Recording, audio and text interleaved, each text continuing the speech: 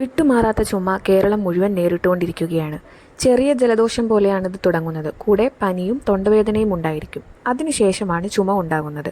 കൂടുതലായും ഡ്രൈ കഫാണ് ഉണ്ടാകുന്നത്. ഒരു 2-3 ആഴ്ച ഈ ചുമ ഇങ്ങനെ നിലനിൽക്കുന്നു. ഇത് വൈറസ് മൂലമുണ്ടാകുന്ന ചുമയാണ്. കോവിഡ് പകരുന്ന പോലെ തന്നെയാണ് ഇതും പകരുന്നത്. സംസാരിക്കുമ്പോഴോ തുമ്മുമ്പോഴോ ചുമയ്ക്കുമ്പോഴോ അടുത്തിടപഴകുമ്പോഴോ ഒക്കെയാണ് ഇത് പകരുന്നത്. പനി, ശരീരം വേദന, തൊണ്ടവേദന, ഭയങ്കരമായ ക്ഷീണം ഇതൊക്കെയാണ് ലക്ഷണങ്ങൾ. കറക്റ്റ് സമയത്ത് ട്രീറ്റ്മെൻറ്റ് എടുത്താൽ മാറാവുന്നതേ ഉള്ളൂ.